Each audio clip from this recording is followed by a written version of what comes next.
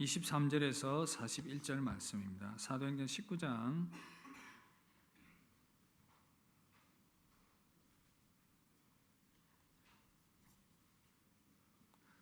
23절에서 41절까지 말씀 교독하겠습니다.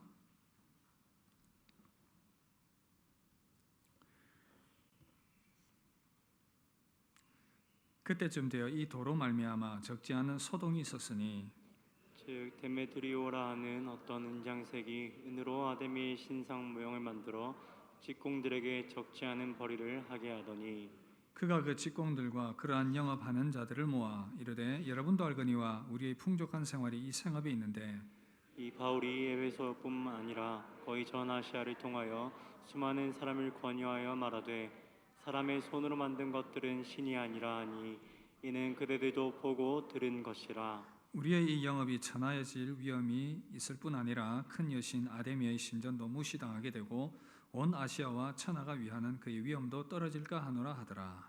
그들이 이 말을 듣고 분노가 가득하여 외쳐 이르되 그다 에베소 사람의 아데미여 하니 온 시내가 요란하여 바울과 같이 다니는 마게도냐 사람 가이오와 아리스다고를 붙들어 일제히 연극장으로 달려 들어가는지라. 바울이 백성 가운데로 들어가고자 하나 제자들이 말리고 또 아시아 관리 중에 바울의 친구된 어떤 이들이 그에게 통지하여 연극장에 들어가지 말라 권하더라. 사람들이 외쳐 어떤 이는 이런 말을 어떤 이는 저런 말을 하니 모인 무리가 분란하여 태반이나 어찌하여 모였는지 알지 못하더라. 유대인들이 무리 가운데서 알렉산더를 권하여 앞으로 밀어내니 알렉산더가 손짓하며 백성에게 변명하려 하나 그들은 그가 유대인인 줄 알고 다 한 소리로 외쳐 이르되 그다 에베소 사람의 아데미여 하기를 2시간이나 하더라. 서기장이 무리를 진정시키고 이르되 에베소 사람들아 에베소시가 큰 아데미와 제우스에게서 내려온 우상의 신전지기가 된 줄을 누가 알지 못하겠느냐. 이 일이 그렇지 않다 할 수 없으니 너희가 가만히 있어서 무엇이든지 경솔이 아니하여야 하리라. 신전의 물건을 도둑질하지도 아니하였고 우리의 여신을 비방하지도 아니한 이 사람들을 너희가 붙잡아 왔으니 만일 데메드리오와 그와 함께 있는 직공들이 누구에게 고발할 것이 있으면 재판날도 있고 총독들도 있으니 피차 고소할 것이요 만일 그 외에 무엇을 원하면 정식으로 민회에서 결정할지라. 오늘 아무 까닭도 없는 이 일에 우리가 소요 사건으로 책망받을 위험이 있고 우리는 이 불법 집회에 관하여 보고할 자료가 없다 하고 함께 봅니다. 이에 그 모임을 흩어지게 하니라. 아멘. 할렐루야. 이제 사도행전 말씀으로 다시 돌아왔습니다. 교회적 행사들이 많아서 이제 다른 말씀들을 하다가 이제 사도행전 강해를 계속 하게 됩니다. 시대를 분별하는 그리스도인이라는 제목으로 말씀을 나누도록 하겠습니다. 트리나 폴러스가 쓴 꽃들에게 희망을이라는 책이 있는데 이 책에 보면 아름다운 나비로 변한 두 애벌레의 이야기가 소개가 되고 있습니다. 어린 줄무늬 애벌레가 있었습니다. 이 줄무늬 애벌레가 바깥 세상이 보고 싶어서 바깥 세상으로 나가 보았습니다. 여기저기 돌아다니다가 애벌레 더미를 발견을 하게 되었습니다. 애벌레들이 이렇게 모여서 위를 향해서 열심히 올라가고 있는 그런 모습들을 보았습니다. 그런 무리들의 틈에 자기도 모르게 끼어서 그 애벌레 위로 함께 그렇게 애벌레들과 함께 기어 오르기를 시작을 했습니다. 이 몰려든 애벌레들은 이 올라가는 것이 유일한 목적이었기 때문에 서로가 서로를 밟으면서 그렇게 열심히 위를 향해서 나아갔습니다. 그런데 정작 그 꼭대기 위에는 무엇이 있는지 알지 못합니다. 그렇게 죽기 살기로 이 애벌레들이 올라갔고 마침 줄무늬 애벌레도 그 꼭대기에 이르게 되었습니다. 그런데 이 줄무늬 애벌레는 충격을 받게 됩니다. 왜냐하면 그곳에는 아무것도 없었기 때문입니다. 그리고는 이제 크게 실망한 마음으로 그 더미 밑을 내려오면서 열심히 올라가고 있는 애벌레들에게 이야기를 합니다. 얘들아 위에 가보니까 아무것도 없어. 그런데 이 애벌레 더미의 애벌레들은 이 줄무늬 애벌레의 말을 들으려고 하지를 않습니다. 이렇게 말합니다. 설령 그게 사실이라도 그런 말은 하지 마. 우리가 달리 무엇을 할 수 있겠어? 이렇게 말하고는 생각 없이 계속해서 그 더미 위를 올라가고 있었습니다. 여러분, 이 애벌레 더미를 보면서 여러분은 어떤 생각이 드십니까? 현대를 살아가고 있는 이 시대의 사람들의 모습이 마치 이러하지 않습니까? 분주하고 정신없이 열심을 내어서 이렇게 살아가고 있는데, 왜 살아가고 있는지에 대한 이유와 목적과 방향이 없이 그저 그렇게 무리를 지어서 가니까 함께 그 무리를 따라가고 있는 것입니다. 이것이 군중 심리고 또 집단 심리입니다. 왜 그런지 이유도 모른 채 그저 무리들이 가니까 함께 따라가는 그러한 모습입니다. 여러분, 오늘 말씀에도 보니까 이 유사한 사건이 등장을 하고 있습니다. 군중 심리에 빠진 사람들입니다. 바울이 에베소에서 복음을 전하고 그렇게 그곳에 머무르는 동안 큰 소동이 일어났습니다. 바로 이 데메드리오라고 하는 은장색이 있었는데, 이 은장색이란 바로 이 은으로 신상을 만드는 가공업자를 말합니다. 그래서 이 사람이 이 에베소에서의 우상인 아데미의 우상을 만들어서, 그 신상을 만들어서 팔면서 그것으로 수입을 얻어서 살아가는 사람들이었습니다. 여러분, 이 에베소는 아데미 여신을 가장 위대한 신으로 섬기고 있었습니다. 아데미는 이 에베소의 수호신과도 같았는데, 신전의 길이가 103m, 또 높이가 48m, 넓이가 48m, 높이가 17m에 이르는 아주 거대한 그러한 이 성전, 이 신전이 있었습니다. 그리고 이 아데미 신상은 아주 기이하게 생겼습니다. 사진 자료 한번 보시면 저런 모양입니다. 이 아데미 신은 풍요를 상징하는 신이었습니다. 풍요로움. 이 신을 잘 섬겨야 부자가 된다, 풍요롭게 된다. 그래서 그 신전 안에서 실제로 금융 거래가 이루어지기도 하고 돈을 빌려주는 그런 금융업도 이루어졌다고 합니다. 그리고 또 성전 안에는 남자와 여자의 그런 이 신전 장기들이 있어서 음란한 제의식들이 이루어지고 있었습니다. 성적으로도 문란한 곳이었습니다. 뿐만 아니라 그 아데미를 숭배하는 이 축제가 1년에 한 번씩 그렇게 그곳에서 이루어지고 있었던 것입니다. 그래서 이 아데미는 에베소 지역을 주관하는 거의 경제와 또 종교와 문화의 그러한 중심이 되는 그러한 존재였던 것입니다. 그런데 이들을 숭배하는 자들이 지금 바울이 복음을 전하니까 많은 사람들이 주님께로 돌아옵니다. 이 아데미 우상을 버리고 주님께로 돌아오니까 굉장한 위협을 느꼈던 것입니다. 이러다가 이 아데미 우상, 우리 돈벌이 큰일 나겠다. 그래서 이것을 본 이 은장색 데메드리오가 이 바울이 전하는 복음에 대해서 굉장히 위기감을 느끼면서 사람들을 충동질하기 시작했습니다. 여보게들, 우리가 지금 이 아데미 신상을 만들어서 그것으로 수입을 얻어서 풍족한 생활을 하고 있는데, 만약에 지금 저 바울이 전하는 복음 때문에 사람들이 이 아데미 숭배를 버리게 되면 우리의 수입이 큰 타격을 입는다고, 우리의 영업이 타격을 받고 아데미 신전도 무시당하고 아데미 신의 위엄도 떨어지게 될 것인데 이거 정말 큰일 났어. 우리가 대책을 세워야 돼. 우리에게 손해가 이만저만이 아니야 라고 얘기를 하니까 사람들이 손해본다라는 이 이야기를 듣고 충격을 받고는 흥분하기 시작했습니다. 분노가 가득 차서 외칩니다. 그도다 에베소 사람의 아데미여. 아데미 신을 노래하고 숭배하는 그런 큰 소리들을 지르면서 온 시내가 소란에 빠지게 되었습니다. 그리고는 이 바울과 함께 다녔던 마게도냐 사람 가이오와 아리스다고를 붙잡아서는 연극장으로 끌고 들어갔습니다. 이들이 이제 바울과 같이 다니는 것을 보고는 이들을 어떻게 처벌을 해야 되겠다 생각을 하고는 연극장을 향해서 달려 들어갔습니다. 무리가 지어서 소리를 지르면서 그도다 에베소 사람의 아데미여 라고 말을 하는데, 오늘 말씀 보니까 참 재밌는 말씀이 나옵니다. 32절 보시면 사람들이 외쳐 어떤 이는 이런 말을 어떤 이는 저런 말을 하니 모인 무리가 분란하여 태반이나 어찌하여 모였는지 알지 못하더라. 여러분, 너무 우습지 않습니까? 이렇게 왁자지껄 모여가지고 막 무리를 지어서 가는데, 소란스럽게 그렇게 가는데 무엇 때문에 모였는지 이유를 알지 못한다는 것입니다. 아무 생각 없이 그렇게 소리 지르면서 나아가니까 함께 무리에 휩쓸려서 그렇게 행동하고 있는 모습입니다. 여러분, 사람들이 이렇게 다수가 움직이면 옳다고 생각을 합니다. 군중 가운데 있으면 아무런 생각이 없어집니다. 바른 분별력을 가지지 못합니다.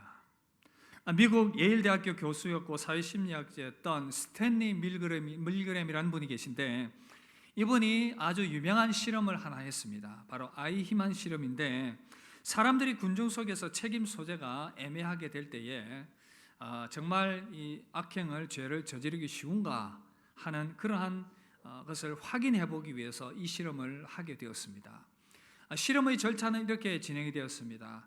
신문에 광고를 내어서 실험에 참여할 분을 모집합니다. 그래서 40명을 모았습니다. 그리고는 이제 40명을 기존에 있던 이 예일대 학생들과 함께 2명 1조로 짝을 이루게 했습니다. 그리고는 이제 실험을 시작을 하는데, 이 학생들은 이 전기 의자가 있는 그 실험실의 방으로 보냈습니다. 그리고 또 이 선생의 역할을 맡은 일반인들은 또 다른 이 옆방으로 가서 전기 충격 장치 그 앞에 그렇게 앉게 되었습니다. 이제 여러분, 실험이 진행됩니다. 선생 역할을 맡은 이 일반인이 문제를 냅니다. 학생이 답을 틀리게 하면 흰 가운을 입은 이 실험 담당자가 있어요. 이 담당자의 안내를 따라서 전기 충격 장치 이 버튼을 누르는 것입니다. 처음에는 15V부터 시작을 합니다. 그래서 문제가 틀리면 점점 더 이 전압이 높아지기 시작합니다. 나중에 이 450V까지 가게 되면 이 굉장한 충격과 함께 기절을 한다든지 죽을 수 있는 그러한 이 전압이었습니다. 그런데 사실은요, 이 모든 세팅들이 가짜로 이제 짜고 한 것입니다. 학생들 역할을 맡은 사람들은 이미 이제 예일대 학생들 다 알고 있었고, 또 이 전기 충격이 실제로 가해지지도 않았습니다. 가짜로 또 미리 녹음을 해놓은 학생들의 비명소리, 그래서 전압의 버튼이 누를 때마다 그 녹음기 소리를 틀어가지고는 이제 비명이 막 들리게 한 것이었습니다. 그런데 이 실험에 참가한 일반인들은, 이 선생의 역할을 맡은 일반인들이 진짜인 줄 알고 있는 것입니다. 자, 여러분들이 만약 그 실험에 참가한 일반인이었다면 전압을 몇 볼트까지 올렸겠습니까?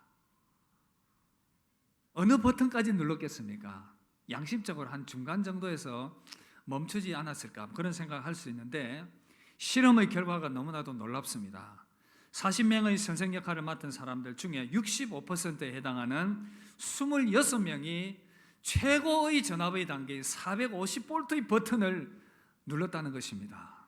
죽든 말든 상관은 안 했다는 것이죠. 위험하다는 것을 알면서도 그렇게 버튼을 눌렀습니다. 여러분, 왜 그런지 아십니까? 사람들이, 실험에 참여하는 사람들이 이런 생각을 했다는 것입니다. 나는 그저 실험 담당자가 버튼을 누르라고 했기 때문에 그 말을 들었을 뿐이야. 문제가 생겨도 대학 측에서 책임을 진다고 했으니까 나는 책임이 없어. 여러분, 무엇을 의미하는지 아시겠죠? 이 실험의 결과가 정말 우리에게 교훈하는 바가 있어요. 나는 그저 다른 사람이 하라고 했기 때문에, 행동했기 때문에, 그래서 행동했기 때문에 나는 책임이 없어. 군중 속에 묻혀 있을 때에, 나의 존재가 묻혀지게 될 때에 우리는 쉽게 그러한 행동들을 할 수 있다는 것입니다.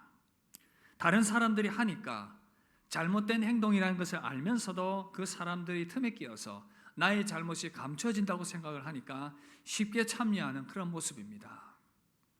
저는 그런 생각을 해보았습니다. 우리 성도님들이 이 세상에 정말 그렇게 살아가면서 이 세상의 사고방식과 문화에 너무나도 깊이 젖어서 살아가고 있는데, 그것이 잘못된 것인지 바른 것인지에 대한 분별력이 너무나도 없다는 사실입니다. 스마트폰을 비롯해서 유튜브 영상과 넷플릭스와 TV와 신문과 여러 가지 디지털 이 콘텐츠들을 통해서 많은 정보들이 들어오고 있는데, 엄청난 영향력을 받으면서 세상 문화의 생각에 젖어서 살아가고 있습니다. 왜곡된 가치관과 판단이, 왜곡된 가치관들이 막 들어오는데도 그것에 대해서 바르게 분별해낼 수 있는 그런 분별력이 사라져버린 이 시대, 뭐 사랑과 결혼에 대한 가치관도 그렇고 재물에 대한 가치관도 그렇고 도덕적인 가치관도 그렇고 수많은 그러한 이 잘못된 영향력들을 받으면서 그럼에도 불구하고 나의 행동들이 잘못되었다라는 인식이 없이 그저 그렇게 묻혀서 문제의식 없이 살아가고 있는 이 시대의 그리스도인들의 모습은 아닌가, 우리의 모습은 아닌가, 오늘 이 시간 돌아볼 필요가 있다는 것입니다. 여러분, 에베소에 있었던 아데미의 대표적인 이 우상 가치관들, 영향을 주고 있는 대표적인 것들, 어렵지 않게 이 시대도 찾아볼 수가 있습니다. 제가 앞부분에서 말씀을 드렸지만 이 아데미 우상, 정말 풍요와 재물의 그 우상, 그 다음에 성적인 타락과 축제를 부리는 그런 세속의 문화, 이런 것들이 그대로 영향력을 미치고 있다는 사실입니다. 그래서 저는 이 말씀을 준비하면서 정말 이 돈과 재물의 우상이 얼마나 우리 가운데 깊이 자리 잡고 있는가, 그런 생각을 해보게 되었습니다. 여러분 잘 들으십시오. 돈은 사실 가치 중립적인 것입니다. 돈은 어떻게 사용되느냐에 따라서 귀하고 유용한 하나님의 도구일 수도 있는가 하면 죄악의 도구도 될 수가 있습니다. 그래서 돈 그 자체가 악하거나 선하지 않은 것입니다. 그래서 모든 것에 대해서 또한 하나님께서 소유주의심을 선포하십니다. 학개 2장 8절에 보시면 은도 내 것이고 금도 내 것이니라, 만군의 여호와의 말씀이니라. 모든 것들이 다 하나님의 것이고, 그래서 이 땅 가운데 있는 것을 우리가 어떻게 선하게 사용하느냐가 중요한 관건인데, 여러분, 돈은 너무나도 큰 힘과 가치를 가지고 있기 때문에 많은 유혹이 따르는 것이 사실입니다.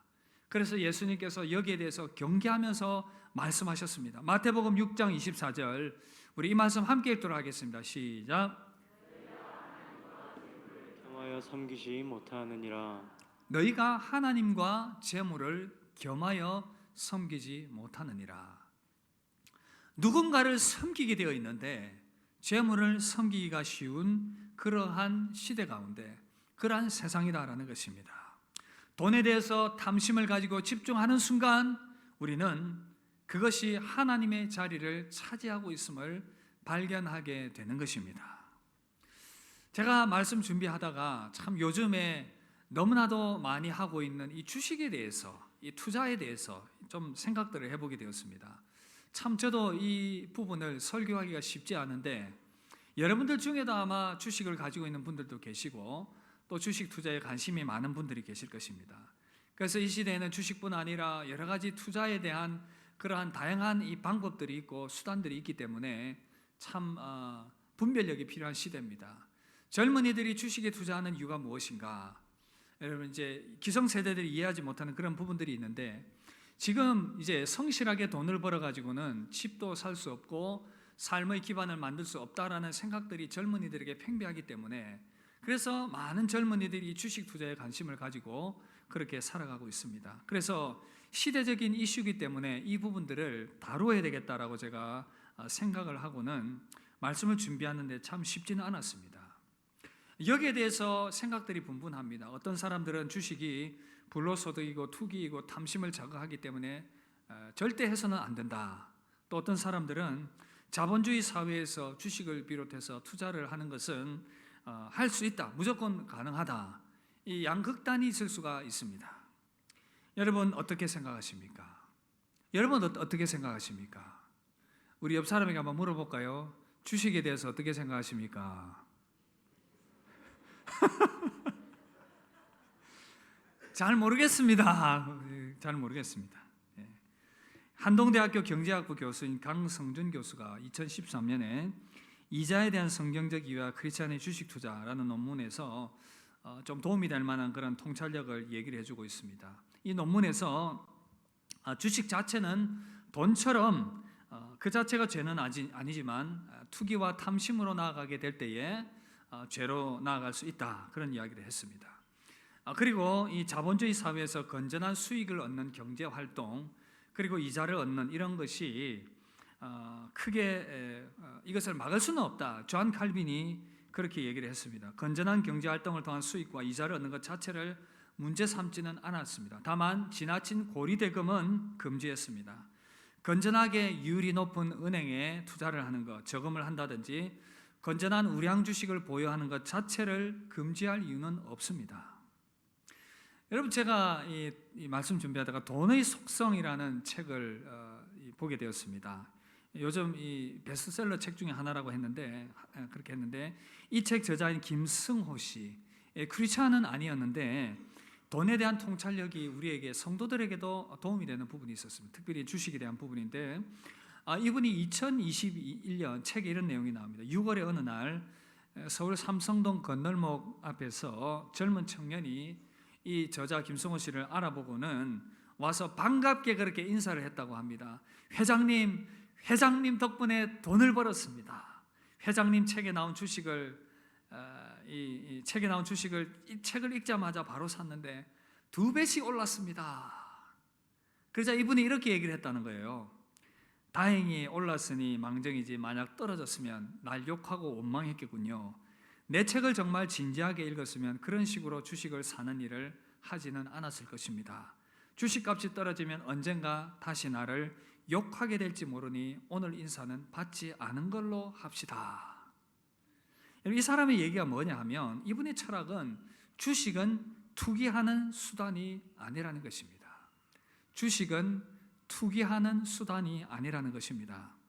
그래서 김승호 씨는 이 건강한 우량 주식을 사고는 한 주도 팔지 않고 있다, 그렇게 얘기를 했습니다. 주식을 사고 파는 일로 돈을 버는 일반적인 주식 투자는 하지 않는다, 그런 이야기를 했습니다. 그의 생각은 이렇습니다. 주식 구매를 통해서 주식을 발행한 회사가 경영을 잘 하도록 돕고, 그래서 윤이 발생하면 함께 공유를 하는 것, 이건 괜찮다는 것입니다. 이분이 이제 30대 중반에 주식 투기를 통해서 빨리 이 가난을 한번 해결해 보려는 시도를 하다가 큰 실패를 경험을 했다는 것입니다. 그래서 이것이 아니라는 것을 깨달았다는 것입니다. 여러분, 성도인 우리에게 많이 참고가 됩니다. 분명한 것은 투기적인 성격이 강한 곳에 욕심을 내고 투기하는 것은 돈에 대한 욕심에 이미 마음이 빼앗긴 상태다라고 보시면 됩니다. 죄로 나아가는 것입니다. 없는 돈을 빌려서 무리하게 투기하는 것도 이미 죄로 나아가고 있는 단계인 것입니다. 내 마음이 항상 주식에 뺏겨 있고 그것 때문에 마음이 나누어져 있다면 신앙에 유익이 전혀 없습니다. 무리하게 과도하게 투자해서 삶의 기반을 흔드는 것도 분명 잘못된 것입니다. 그래서 주식 자체를 죄라고 규정하기는 어렵지만 내 마음이 온통 거기에 쏠려 있다면, 그래서 탐심의 노예가 되어 있다면 이미 하나님이 기뻐하지 않는 죄의 단계로 나아가고 있다, 그렇게 보시면 되는 것입니다. 결론적으로 이 돈과 주식의 문제는 그 자체가 죄다 아니다 그런 차원보다는 내 마음이 거기에 지나치게 쏠려 있고, 그래서 내 생활이 불편함이 있고 가정과 경제에 어려움을 주고 있다, 탐심으로 나아가고 있는 모습이다라고 보시면 되겠습니다. 그래서 여러분, 여기까지 저는 여러분들에게 권면의 말씀을 드리고 싶습니다. 지혜로운 판단이 필요합니다. 그리고 두 번째는 이 성적인 타락의 문제인데, 이 시대에 정말 이 성적인 타락의 문제가 심각합니다. 젊은이들 사이에 혼전 순결의 문제가 아무것도 아닌 것처럼 무시되는 시대, 혼인 외의 그러한 이 성적인 부분에 대해서 너무나도 개방적인 이 시대의 문화가 정말 잘못되어 있는데 여기에 대한 인식이 없습니다. 히브리서 13장 4절 보시면 함께 읽읍시다. 시작. 모든 사람은 결혼을 귀히 여기고 침소를 더럽히지 않게 하라. 음행하는 자들과 간음하는 자들은 하나님이 심판하시리라. 심판을, 성적 부정을 저지른 자들을 향해서 하나님의 진노로 말씀을 하고 있습니다. 뿐만 아니라 이 시대의 동성애도 마찬가지입니다. 너무나도 많은 사람들이, 심지어 신자들도 여기에 대해서 아무런 생각이 없고 그것을 관대하게 받아들이는 시대적 분위기 가운데 있습니다. 그러나 여러분, 우리의 도덕 판단 기준은 우리 자신이 아니라 하나님의 말씀의 기준이어야 합니다. 창조주 하나님이 기준이 되어야 한다라는 것입니다. 그분의 말씀이 기준이 되어야 한다라는 것입니다. 인간이 죄를 짓는 순간 모든 판단의 기준이 사람에게로 옮겨왔습니다. 이것이 시대의 사상으로 표현된 것이 바로 포스트 모더니즘입니다.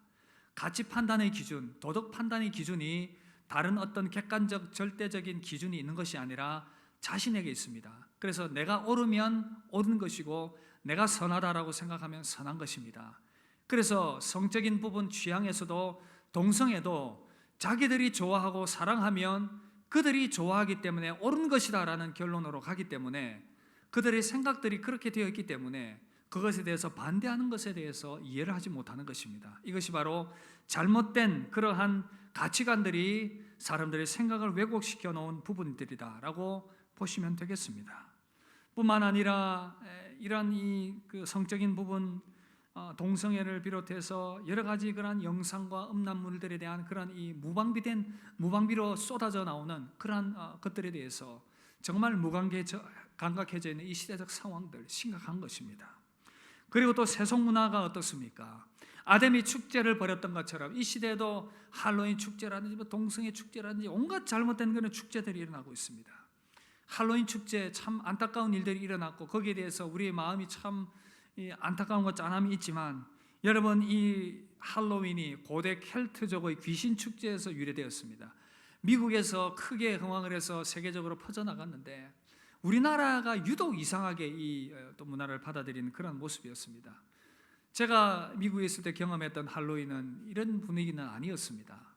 그래서 조용하게 귀신 복장을 하긴 했지만 장난스럽게 아이들도 이 캔디 바구니를 들고 집집 이렇게 문을 두드리면서 트릭 오어 트리트, 사탕 주면 장난 안 치고 사탕 안 주면 장난칠 겁니다. 그러면서 사탕을 받아가는 그런 어떤 문화였는데, 그런 분위기였는데, 그래도 이 미국 교회들은 그것을 또 안 좋은 문화로 인식을 하고는 교회 안에서 할렐루야 데이를 만들자. 할로윈이 아니라 할렐루야 데이 이름을 바꿔가지고, 그래서 아이들이 교회 안에서 그 문화를 오히려 바꿔서 즐길 수 있도록 그런 모습들을 보았습니다. 여러분, 그런 의미들을 모른 채 그저 이교 문화에 휩쓸린 모습들, 또 이 세상을 지배하고 있는 성공주의와 지나친 유행을 쫓아가는 그런 유행들, 또 이 페미니즘이라는 여러 가지 잘못된 사상들이 막 쏟아져 들어오는데 여기에 대해서 너무나도 무방비 상태로 살아가고 있는 우리의 모습들이다라는 것입니다. 그렇다면 저는 오늘 이 시간 말씀의 후반부로 나아가면서 어떻게 하면 우리는 이러한 우상들을 대처해 나가며 세속 문화 앞에서 믿음을 지키며 살아갈 수 있을 것인가, 두 가지 대처 방안을 말씀드리려고 합니다. 그 첫 번째는요, 영적 분별력을 기르는 것입니다. 다 함께 따라합시다. 영적 분별력을 기르자. 여러분, 군중들에게 휩쓸려서 이것이 옳은지 그른지 판단하지 못하고 그저 그렇게 휩쓸려가는 것이 아니라 성도는 영적 분별력을 가지고 살아가야 한다는 것입니다. 그래서 로마서 12장 2절 우리 이 말씀 다 함께 읽도록 하겠습니다. 시작. 너희는 이 세대를 본받지 말고 오직 마음을 새롭게 함으로 변화를 받아 하나님의 선하시고 기뻐하시고 온전하신 뜻이 무엇인지 분별하도록 하라. 할렐루야. 이 세대를 본받지 말라. 이미 죄악이 만연해 있는 이 세상의 문화를 아무 생각 없이 따라가지 말고 마음을 새롭게 해서 변화를 받아라. 하나님이 기뻐하시는 뜻이 무엇인지를 분별하며 살아라. 그렇게 말씀하고 있습니다. 여러분, 그래서 여러분 오늘 이 시간 여러분들의 그 생각을 다시 한번 더 냉철하게 점검해 보시길 바랍니다. 생각 없이 사시지 마시고 지금 살아가고 있는 여러분들의 그 삶의 모습들을 돌아보시면서 여러분들의 생각을 냉철하게 한번 돌아보시길 바랍니다. 내가 그렇게 지금 살아가고 있는 내면의 동기가 무엇인가? 나를 위한 삶인가? 하나님을 위한, 영광을 위한 삶인가? 예수님 외에 내가 그토록 애쓰며 투자하는 그 시간과 물질 도대체 무엇인가? 여러분, 그렇게 생각을 깊이 하다 보면 여러분들의 내면에 드리워져 있는 우상이 무엇인지가 드러나게 될 것입니다. 하나님보다 더 높아져 있고 그래서 마음이 온통 뺏겨 있는 그것이 무엇인지, 그 우상이 무엇인지 드러나게 될 것입니다. 그래서 여러분들이 평소의 돈과 시간의 씀씀이를 보면 여러분들의 관심이 어디 있고 우상이 어디 있는지가 무엇인지가 드러나게 된다는 것입니다. 그래서 여러분, 이 분별력을 가지고 여러분 그렇게 분별력을 가지고 하나님의 뜻이 무엇인지를 발견하고 여러분들이 우상이 무엇인지를 드러낼 수 있기를 바랍니다. 그리고 또한 이 모든 배후에는 악한 사단의 세력이 꽈리를 틀고 있다는 거 여러분 잊어서는 안 됩니다.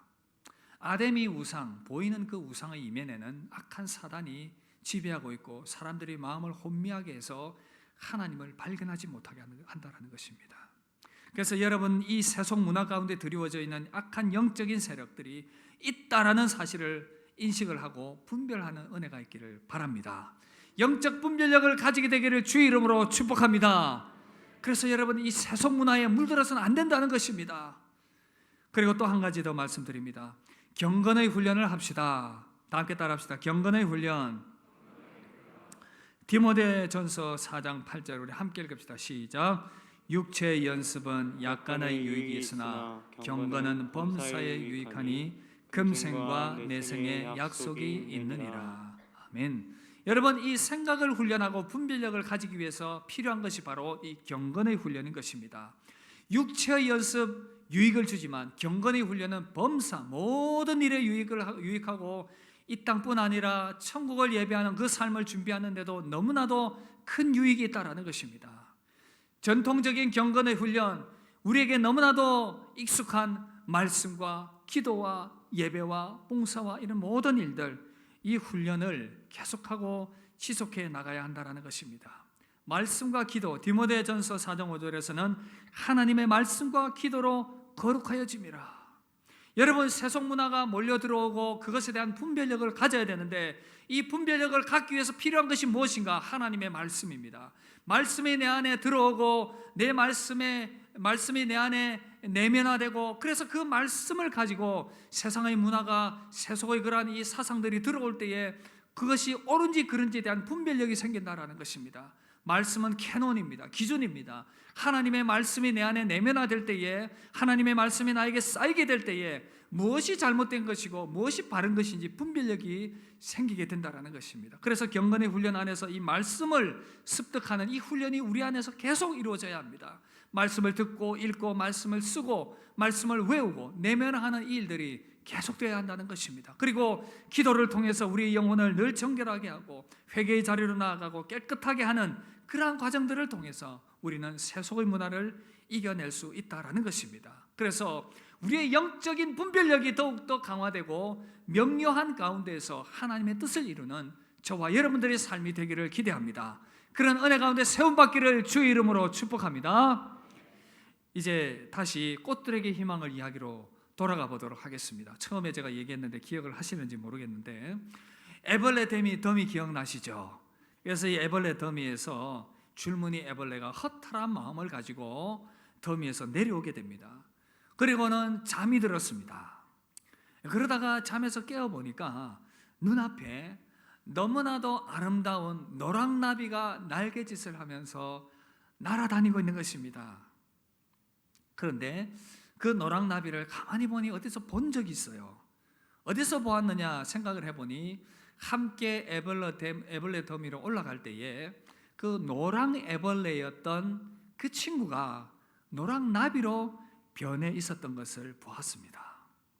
여러분 이 노랑 애벌레, 나비가 된 노랑 애벌레는요 함께 그렇게 더미로 막 올라가다가 회의를 느꼈습니다. 이건 아닌 것 같아. 그리고는 그 더미에서 이탈을 했습니다. 그런데 그 이후에 누구의 조언을 받고 이 아름다운 나비로 변하게 되었던 것입니다. 그리고는 이제 이 노랑 나비가 이제 줄무늬 애벌레에게 저기 나무에 달려 있는 이 고치를 가리키면서 이렇게 이야기를 합니다. 너도 저 고치 속으로 들어가 있으면 나처럼 아름다운 나비가 될 수 있어. 이 줄무늬 애벌레는 자기도 이 벌레가 아니라 아름다운 나비가 되고 싶은 욕심이 생겼습니다. 그리고는 그 고치 속으로 들어가는 것이 왠지 두렵고 낯선 경험이긴 했지만 노랑나비의 말을 듣고 그 속으로 들어가게 됩니다. 여러분 그렇게 시간이 흐르자 이 줄무늬 애벌레도 아름다운 호랑나비로 바뀌게 되었습니다. 이렇게 호랑나비로 변한 줄무늬 애벌레는 노랑나비와 함께 하늘을 그렇게 아름답게 날아다녔습니다. 이 두 애벌레들이 이렇게 멋진 나비가 된 이후에는 꽃들에게 희망을 주는 그런 존재들이 되었습니다. 이 책의 제목처럼 노랑나비가 여러분 이런 말을 했습니다. 나비는 아름다운 날개로 날아다니면서 이곳에서 저곳으로 사랑의 씨앗을 날라다 주며 꽃들에게 희망을 안겨다 준단다. 나비가 없으면 꽃들도 이 세상에서 사라지게 돼. 여러분, 나비들이 날아다니면서 이곳저곳을 날아다니면서 수정을 돕게 되고 그래서 꽃을 피우게 되는 그러한 너무나도 귀한 일을 하게 되는 것입니다. 아무런 생각 없이 애벌레 더미에서 군중으로 살아갈 때는 정말 아무런 희망도 없었습니다. 그러나 나비가 된 이후로는 자기도 너무나도 자유롭고 뿐만 아니라 꽃들에게 희망을 주는 그런 존재들이 되었다는 것입니다. 여러분, 말씀을 마무리하겠습니다. 사랑하는 성도 여러분, 혹시 우리가 저 애벌레들처럼 아무런 생각 없이 그저 세상의 기준을 따라서 세상 문화에 휩쓸려서 그렇게 살아가는 존재들은 아닙니까? 우리가 그리스도인인데 그렇게 살아서는 안 되는데 그렇게 계속 사는 삶에는 나 자신에게도 희망이 없고 주변 사람들에게도 희망을 줄 수 없는 그런 존재일 수밖에 없다는 것입니다. 그러나 여러분, 그래서 우리는 성도들은 나비가 되어야 됩니다. 성도들은 나비가 되어야 됩니다. 나비가 되어서 나 자신이 자유롭고 아름답게 그렇게 날아다닐 뿐 아니라 주변 사람들에게도 소망과 희망과 생명을 날라다 주는 그런 존재가 되어야 한다는 것입니다. 그런데 여러분, 이 나비가 되기 위해서는 결단이 필요합니다. 어떤 결단입니까? 고치 속으로 들어가는 결단. 거기로 들어가는 것은 뭔가 쉽지 않은 그런 과정일 수 있습니다. 불편한 과정일 수가 있습니다. 주님의 품속으로 들어가고 경건의 훈련 속으로 들어가는 것, 쉽지 않은 그런 과정일 수도 있지만 그러나 그 주님의 품 안에 들어가게 될 때에 그 안에 주님의 교훈이 있고 주님의 가르침이 있습니다. 그것을 통해서 우리는 분별력을 얻을 수가 있습니다. 그렇게 나아가는 것이 생명길로 나아가는 것입니다. 여러분, 애벌레로 있는 것보다 우리는 나비로서 아름답게 그렇게 변화된 모습으로 살아가는 그러한 믿음의 사람들이 될 수 있기를 기대합니다. 그럴 때 나도 살고 주변 사람도 살리고 희망을 줄 수 있는 그런 사람들이 된다는 것입니다. 그래서 여러분, 말씀과 기도와 경건의 훈련 속으로 다시 한 번 더 들어가기를 결단하기를 주의 이름으로 축복합니다. 그럴 때 우리 안에 영적 분별력이 생기게 됩니다. 그럴 때에 하나님이 기뻐하신 뜻을 이루어갈 수 있게 된다는 것입니다. 나도 변하고 주변 사람도 변하게 되는 그러한 아름다운 삶을 살아가게 된다는 것입니다. 그러한 삶으로 나아가게 되기를 주의 이름으로 축복합니다. 우리 함께 시간 찬양합시다. 크도다 아데미어라고 외쳤던 그런 우상 숭배자들의 목소리가 아니라 하나님이 위대하십니다. 주 여호와는 광대하십니다. 하나님만 오직 높임 받으실 분이십니다.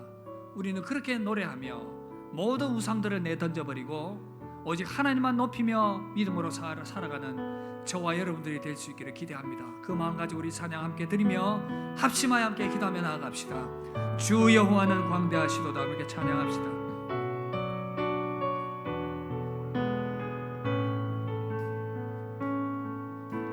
주 여호와는 광대하시도다. 그 거룩한 하나님의 성에서 그 거룩한 하나님 성에서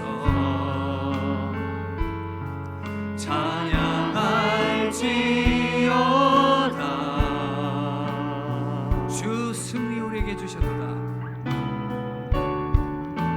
주 승리 우리에게 주셨도다. 모든 원수 물리치셨네. 엎드려 절하세. 다 주의 크신 이름 높이며 다 주의 우상을 내던지고 우리 주님만 높이며 나아갑시다. 우리에게 행하신 위대한 일 감사하세. 오 주의 신실하신 그 사랑 온 땅과 하늘 위에 계셔 홀로 영원하신 이름. 다 주의 크신 이름 높이며 주의 크신 이름 높이며 우리에게 행하신 위대한 일 감사하세. 오 주의 신실하신 그 사랑 온 땅과 하늘 위에 계셔 홀로 영원하신 이름.